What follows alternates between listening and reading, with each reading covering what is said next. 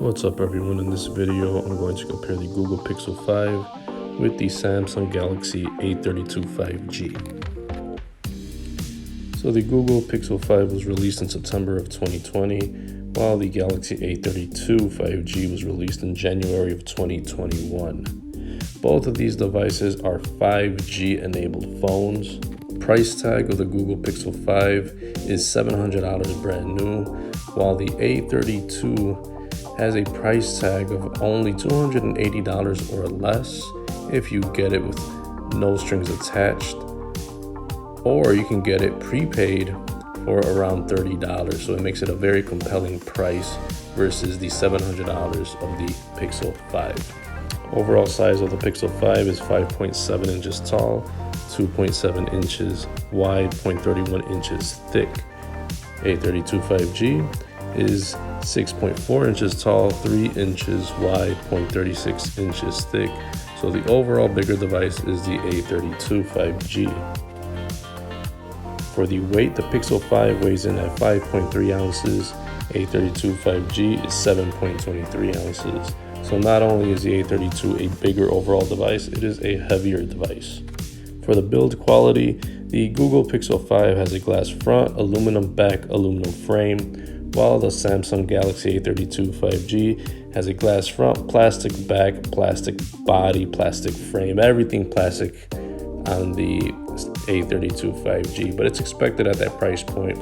And the Pixel 5, although it has aluminum back, it still doesn't have a super premium feel. So slight edge to the Pixel 5 in build quality. Little bonus on the Pixel 5, it has an eSIM built in. That means you don't need a physical SIM card to activate service. You could activate service directly from the device itself. And it also serves as a secondary way of having two different phone numbers, two different data plans, and swapping them in and out. It's great for travelers. Pixel 5 also has the bonus of having IP68 dust and water resistance, dunking in water up to 1.5 meters for 30 minutes. The A32 does not have that. For the display, the Pixel 5 has a 6-inch screen.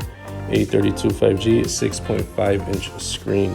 So the overall bigger screen size is the A32 5G. You have an OLED display with 90 Hz on the Pixel 5 versus a regular TFT display on the A32. You get more screen to body ratio on the Pixel 5 at 86%, while you get 82% screen to body ratio on the A32. Resolution is more on the Pixel 5. It's a 1080p Full HD resolution, while the A32 5G is a 720p HD resolution display. When you break down to the pixels per inch, the Pixel 5 has a healthy 432, while the A32 5G has a PPI of 270. So a better screen overall on the Pixel 5. Also, it has a always on display on the Pixel 5 as well. For the operating system, the Pixel 5 has a vanilla stock version of Android 11, while the A32 5G also has Android 11, but it has Samsung One UI on top. So the Pixel 5 has bone stock Android straight from Google. It'll get several years of timely updates, while the A32 5G will probably get a couple of updates. That is up to Samsung. They're doing their best to update their phones with more yearly updates, but I doubt it's going to get as many updates as the Pixel 5, and it probably won't come in time. The Pixel 5 will have that really stock Android feel, which doesn't have a lot of frills, but it's a very clean look of Android. While some people gravitate towards the Samsung One UI, some people have gotten really accustomed to it. It has a lot of, it's very feature filled. You could customize a lot of stuff. There's a lot going on in there that you could customize. And you will get, almost like the feeling of software that's found on the S21 and more premium flagships of Samsung. So that's one good thing about the A32 5G. For the chipset, the Pixel 5 has a Snapdragon 765G, while the A32 5G has a MediaTek processor. So obviously, the Pixel 5 has a more powerful processor than the A32 5G. Everything will feel faster, apps will open up quicker. This phone will feel fast in the long run after a couple of years. But the A32, it will be fine for most tasks. It will be slower than the Pixel 5, and it probably will not age well in the coming future. But for most people at this price point, I think they'll be fine with running the normal apps and day-to-day activities. For the internal storage, the Pixel 5 has 128 gigs. A32 has 64 gigs of internal storage as the baseline. I think 128 gigs is more than enough for most people.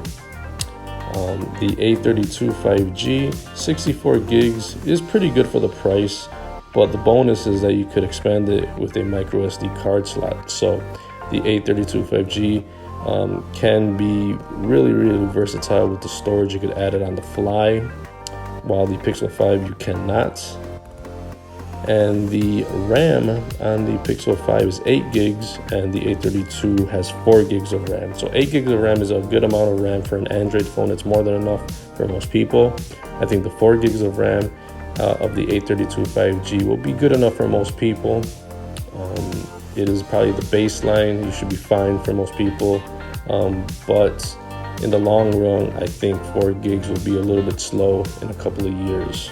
Pixel 5 has a dual camera setup on the back, 12 megapixel main camera, 16 megapixel ultra wide. A32 has a quad camera setup, 48 megapixel main, 8 megapixel ultra wide, 5 megapixel macro, 2 megapixel depth.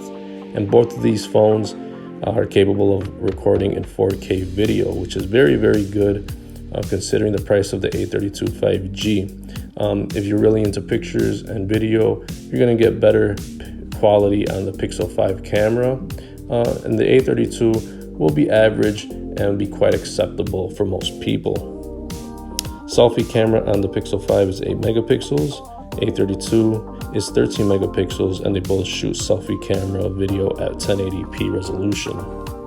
One bonus of the A32 5G is that it has a headphone jack, while the Pixel 5 does not. With the headphone jack, you connect your headphones, your mic, or hook it up to your car via aux cord to listen to music. So a big plus on the A32 5G, especially at that lower price point. If you want to connect your wireless devices via Bluetooth, both of these phones have Bluetooth 5.0, so you can connect your headphones, your smartwatch, your speakers, stuff like that. The Pixel 5 has NFC, and depending on your region, the A32 might have it as well, and they're both mostly used for Google Pay. Charging port is USB Type-C on both of these phones, which is the same port found on many other devices such as laptops like as Chromebooks, MacBooks, Android tablets, iPads, a lot of other devices. Very versatile port, the USB Type-C. For security and unlock, you both have fingerprint readers, and the Pixel 5 has a rear-mounted one, while the A32 has a side-mounted fingerprint reader. And last but not least is the battery. The Pixel 5 has a 4,000 mAh battery versus the 5,000 mAh battery on the A32. So definitely a big plus in the battery department for the A32. Will last you all day. Pixel 5 probably won't make it through the whole day, especially if you're using 5G. It draws a lot of power. So big win for the A32 5G. Pair that with the lower res screen and the lower end processor. You got lots of battery life. The Pixel 5a does have fast charging at 18 watts. The A32 5G has 15 watt fast charging. Pixel 5 has wireless charging at 12 watts and reverse charging at 5 watts. So you have a little bit more charging options on the Pixel 5, but you have a smaller battery than the A32. So after going through the specs, my conclusion comes, you're getting a lot of value from the Galaxy A32 5G. It's only $280 or $30 if you go with prepaid on Metro here in the US. You're getting a big battery. You're getting that, if you like Samsung UI, you have that on there, so it makes it feel like you're using an S21. You have the headphone jack. You have the micro SD card slot.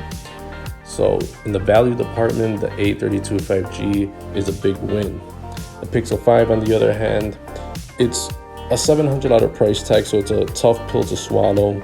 You're not getting that much more as terms as value, because unless you really like great camera in the back for video and for regular pictures, the Pixel 5 will be for you.